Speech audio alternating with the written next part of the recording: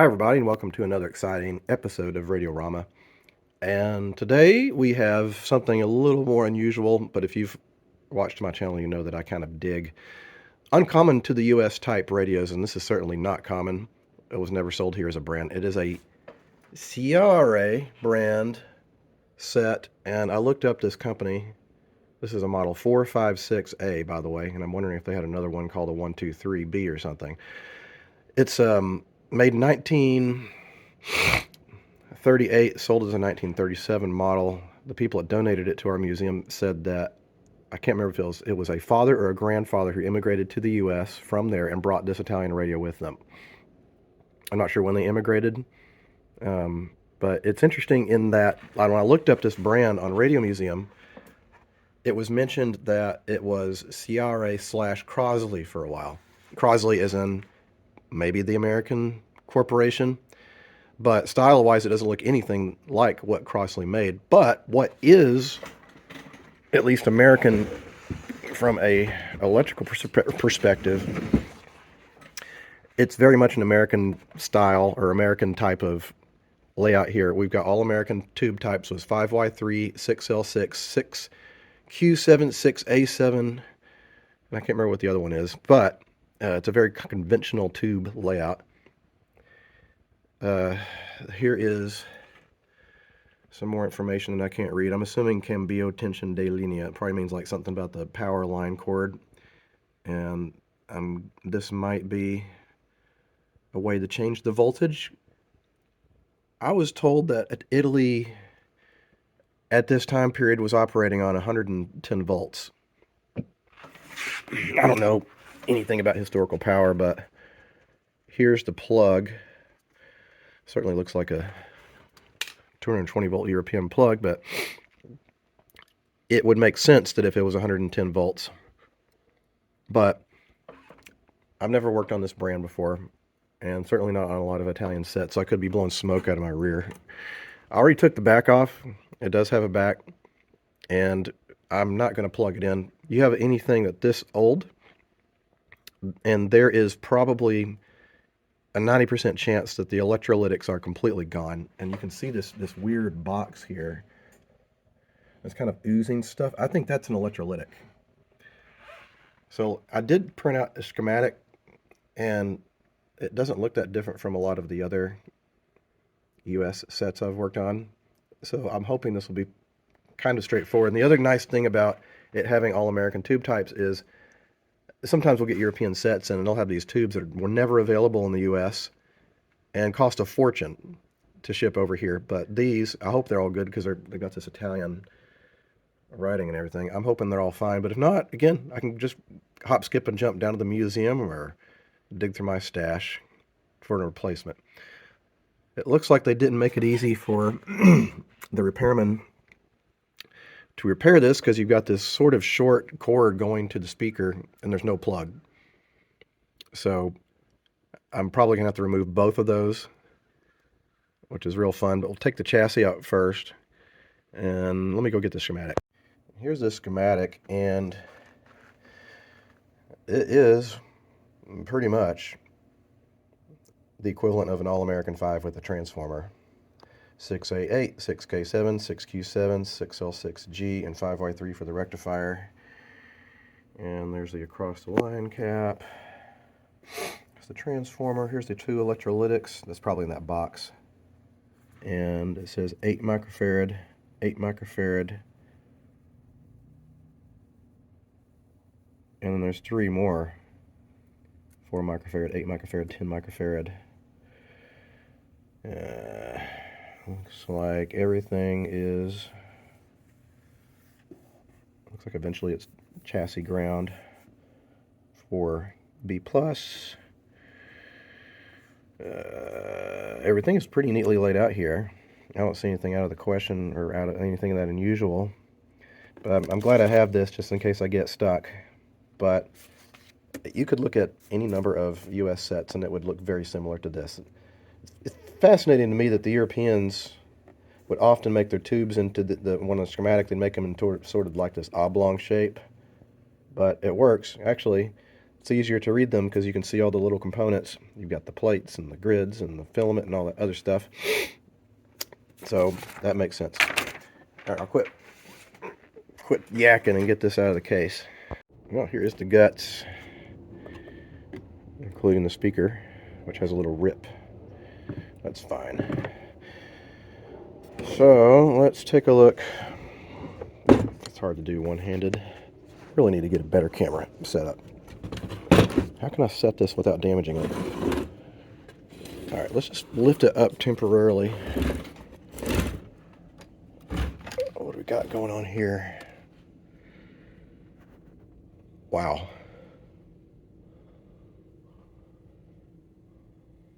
Well, now what does that go to? It's coming off this tube. It's coming off of pin number 1, 2, 3, 4, 5. Pin 5. And it's reaching out to here. It's a good thing I have a schematic because I don't want to guess with something like that. But oh, look, it's a Ducati brand capacitor. How cool is that? Let's see, microfarad. It's an electrolytic. It's 25 microfarads, 25 volts. There's another electrolytic. It is 8 microfarads and 500 volts. So there's 2. Excuse me. And then here is the electrolytic, and luckily it looks like they are marked. We've got this positive here, and then what is it doing here?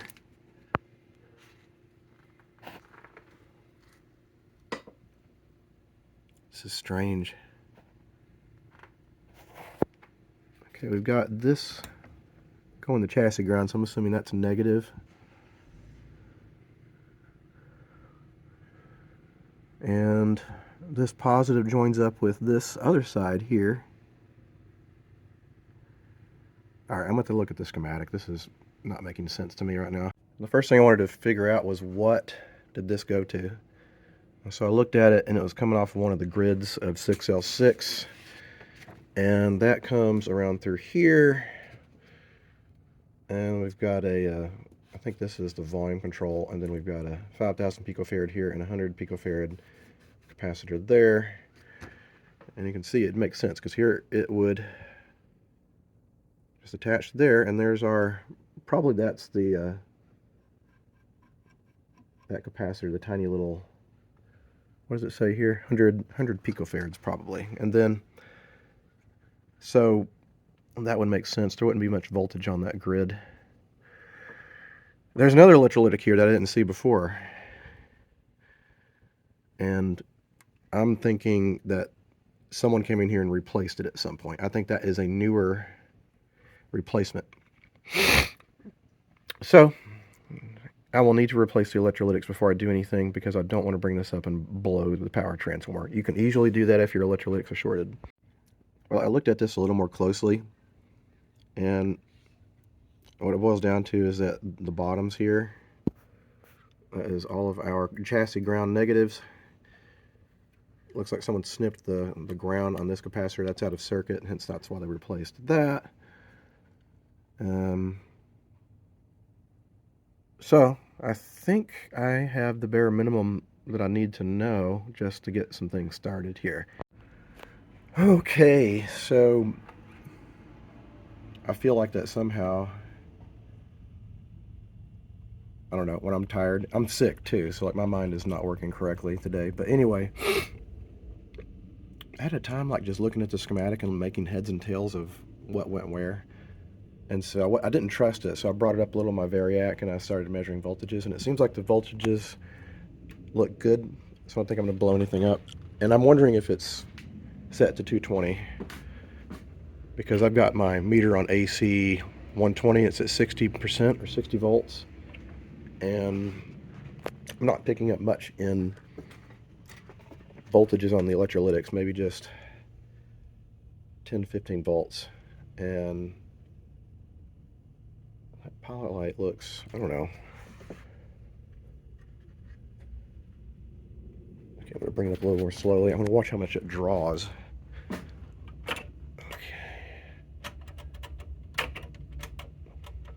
Sometimes I think there's something wrong with my meter. All right.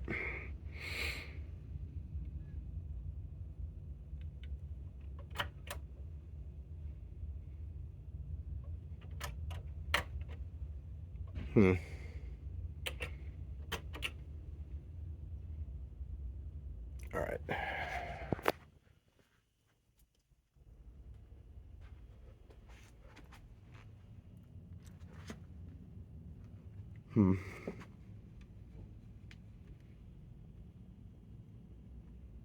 Yeah, that bulb is barely glowing.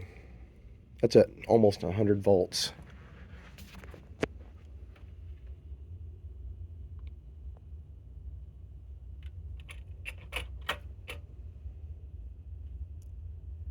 Is it drawing anything? Anything? Oh, shit. All right.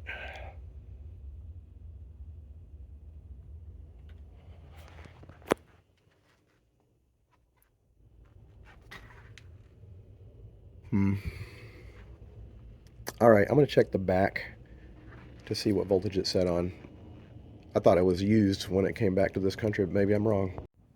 Well, I'm glad I checked this because that certainly probably wasn't helping. It's set for 220. And so I'm going to put it for 125. So this link right here, these are all the individual voltages. And so it's at 220 right now, so it needs to go all the way over to here. So it just wasn't getting enough power. I was only operating at less than 50%. To negotiate for an opportunity to compete for the position at the time Black athletes school district.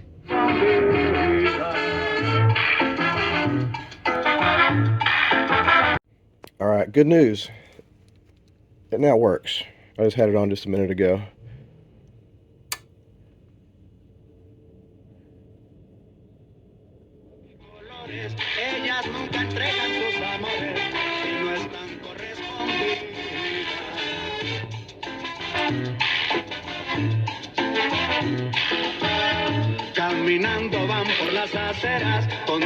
Anyway, that's great. I think what I'm going to do is look underneath to see what else I might replace. The thing is, this is going to be a museum radio. We're not going to sell it. So the question remains, how much of it do we want to restore? If it works fine and there's nothing bad that's possibly going to blow up like across the line stuff, then I'll definitely replace the across the line cap. And maybe if there's an important coupling cap, usually in the output stage, I'll replace that. But the rest of it can just stay. Chances are real good that once this is all fixed up and on display, it might not get turned on again for a very long time. So we try to keep stuff as original as we can in some instances, and I think this might be one of those cases. All right. I talked with the guys in the museum, and they agree. We're going to just kind of make a vote on this later about what we want to do with it. If it's something that we're going to keep for the museum, then we're going to leave it alone because it works. But if we're going to auction it or sell it, then we want to complete the recapping job later. So I don't need to finish all of this yet, but what I want to do is make sure that as is, it's working well. And that includes, for example, cleaning the wafer switches here. This thing is very hard to turn for some reason. But I use this contact cleaner that WD-40 makes. I like it. It does a great job too. I mean, I know that probably everyone else is going to say no, deoxit is the best, and I agree.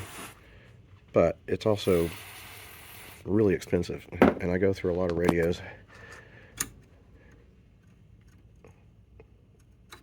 Part of the problem is the knob's not tightened down there enough, but that's pretty stiff. But you want to make sure and work that in really well, so I'm going to tighten that up. But otherwise, I can come down here and look at the volume and tone controls. Looks like I don't have any holes open. Maybe we can get stuff through these rivets. I need to clean them too. crap. Sometimes you can just squirt the hell out of the outsides and just hope that enough dribbles in so you can work it in. And yes, I know I sound awful. So sorry about that. All right.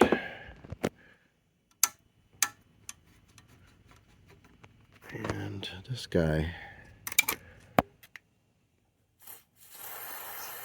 Yeah, in my opinion, it's always better to have a volume control where you can actually get in and clean it. Some of these are really tightly sealed up like that. That's not great. So now I'm going to flip it over and do some cleaning up there, as well as maybe clean the tubes in their sockets. I took the chassis outside and I just used a little brush and a leaf blower, and I got most of it's just a lot of dust, like 80 something years of dust buildup. And I'm slowly just sort of gently cleaning things, and you got to be careful around things like that label. Like if you go over that with anything wet, that'll probably come right off. But it's fascinating, this transformer. I've never seen a transformer that has coolant vents like that. It's pretty clever. It's like there's like a texture in the paint too, like kind of a hammered effect. So I'm just going to take my time and really clean the heck out of this thing inside and out, and then later we'll start on the cabinet, which is over in the floor with the rest of the pile of radios. I just wanted to show this before I put it back under the shield, but I was cleaning this up, and again, I'm not touching the graphics. It looks like it says Fivre brand, something or another, Technica Milano. Siare Radio. It looks like maybe someone tried to glue this back on at some point, but it works. So I'll put it back in the socket. All right, so I brought the cabinet outside, and what I did was I basically blew the dust off. And what I did is I came in with just a damp rag and wiped this out. And this kind of is a fascinating thing that I see in a lot of these European sets from around and after this era. You see the wood? It's actually really crude like pallet type lumber, and then it's covered with this like paper thin wood veneer. You can see how it's like kind of buckling in some areas, so you got to be real careful.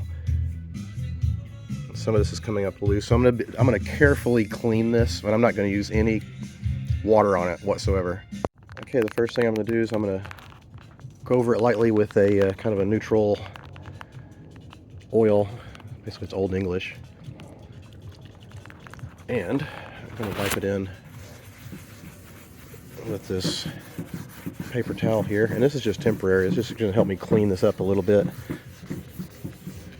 Just go over the whole thing like that. Yeah, I can tell there's just a lot of UV damage to this thing. Okay, so I let that sit in there for just a little bit. Might need to let it sit for a little bit longer. I don't want to make sure that that dry area of the cabinet gets a little more saturation. But after that, I'll go over it with some Carnauba car wax.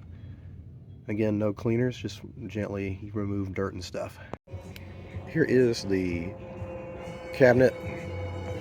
It cleaned up and buffed out, and it's definitely not going to look perfect. There's a lot of ripples in the veneer up here.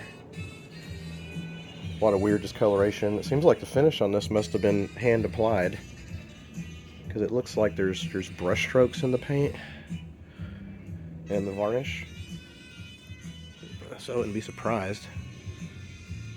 Anyway, it's not looking too bad for a radio with the original finish from the 30s, especially with whatever cheap materials they were using. So now that I've done that, I'm going to maybe put a little bit more attention into the chassis. It has a phono input, so I'm going to go ahead and run audio out of it just for giggles so we can hear it play vintage Italian music, because why not?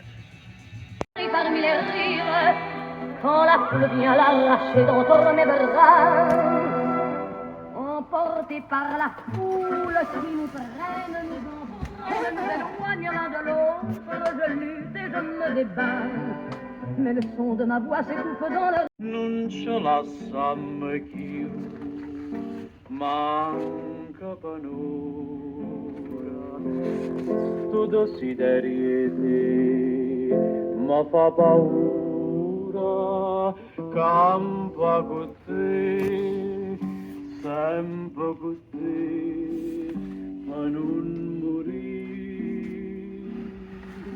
che ci dici mamma, parola amare, sia bene può campare, con un respiro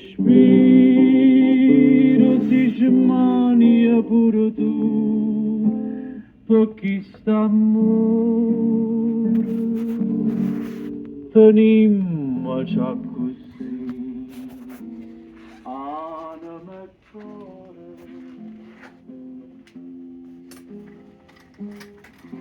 Forza sarà cogliere. All right, so she is sounding and looking pretty good. I think the next thing I'm going to do is hook up the antenna and we'll let the radio rip. But I'm just running to the phono connection. This little thing here illuminates for the different functions. That's on phono. Yeah, I just had no antenna.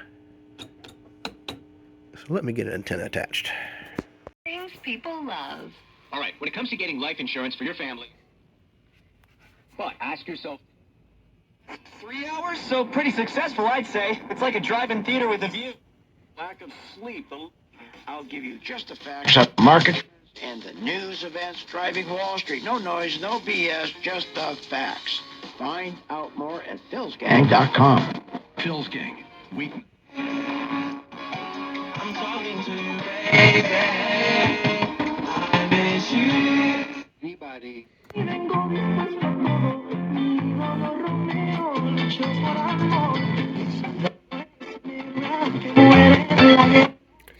Well, I'm going to have to hit that pot up a little bit more because clearly it's getting a little bit of a rough spot right there. But I think otherwise this is done.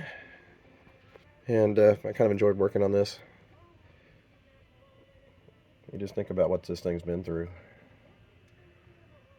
from the time period it was in. And I can't help but think that there's stuff going on around the world today that very much reminds me of that period. It's kind of like I don't know. Enough of that. Anyway, thanks so much for watching. And until the next time a radio comes across my workbench, I'll see you guys later. Bye-bye.